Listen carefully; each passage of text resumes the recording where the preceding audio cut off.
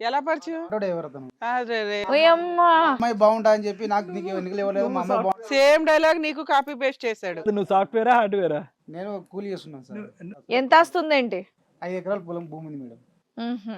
ఏం కథ చెప్పి నిన్ను వాళ్ళ అమ్మాయిని చేసుకోమని చెప్పాడు? నీకు తల్లిదండ్రులు లేరు కదా, మా అమ్మాయి ఉంది, నేను బాగా చూసుకుంటుంది, మా అమ్మాయిని పెళ్లి చేసుకుంటావా అని చెప్పాడు సార్.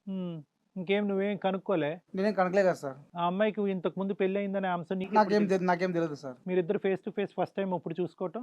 నేను ఫోన్ చేసినాడు సార్. ఎవరో నువ్వు నా భార్య ఫోన్ మాట్లాడుతున్నావు అంటున్నాడు. ఎంతకాలం క్రితం? 5 నెలలైంది మేడం. 5 నెలల క్రితం. నెలలైంది మేడం. నువ్వు 2 వారాలు ఇంట్లోంచి బయటకు వెళ్ళి ఫోన్ చేస్తే కనుక వేరేవాడు ఎత్తాడు ఆ ఇంట్లో, తెలుసా? నాకు తెలియదు కదా సార్. మరి ఏం కనుక్కుంటున్నారయ్యా మీరిద్దరు? ఏం వాకప్ చేశారు? ఆ ముసలైనటువంటి ఆటో డ్రైవింగ్ నడుపుకోకుండా ఈ బ్రోకరిజం ఏంటి? అతను మీకు కథలు చెప్పటం ఏంటి? మీరు కథలు వినటం ఏంటి? అతను నిజంగా బ్రోకరే సార్. సార్ ఆయన చెడ్డోడని ఇక్కడికి వచ్చాక తెలుస్తుంది సార్. ఇప్పుడు ఈ సబ్జెక్ట్ మాకు చాలా కన్ఫ్యూజింగ్గా కాంప్లికేటెడ్గా అనిపించింది. నువ్వెందుకు ఆ బొట్లో పడ్డావో, అతను ఎందుకు ఈ బొట్లో పడ్డాడో మాకు అర్థం కావట్లేదు.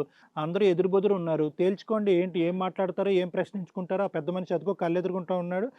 సతీ సావిత్రి ఆవిడ అక్కడే ఉంది. అడగండి, తేల్చుకోండి.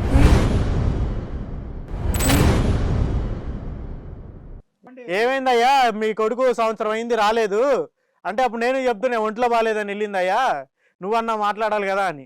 సంవత్సరం చూసావంట రాలేదంటే ఇంకోటికి ఇచ్చి పెళ్లి చేస్తాను. కలపాలి అనేటటువంటి ఆలోచన, భక్తి, భయం నీకు ఉంటే కనుక కలిపేదానికి ప్రయత్నం చేయాలి. నీ ఎజెండా ఏంటి? తెగ్గొట్టాలి, విడగొట్టాలి, ఇంకోటికి కట్టబెట్టాలి. అది నీ ఎజెండా కదా? మరి ఎందుకు ఈ డొంక తిరుగుడు మాటలు? కూతురు పెళ్లి ఎంత స్పీడ్గా చేయాలో, ఎంత తొందరగా విడిగొట్టాలనే ఎజెండాతోనే మీరు ప్రతి పెళ్లి చేస్తున్నారు. అది మీ అమ్మాయి చెప్పనే చెప్పింది.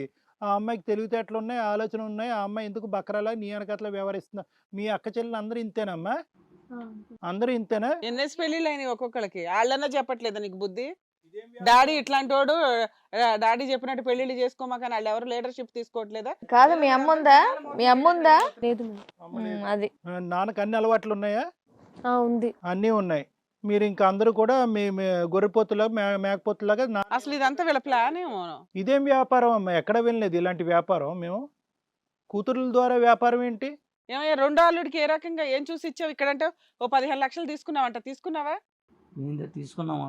తీసుకున్నావా? Very good.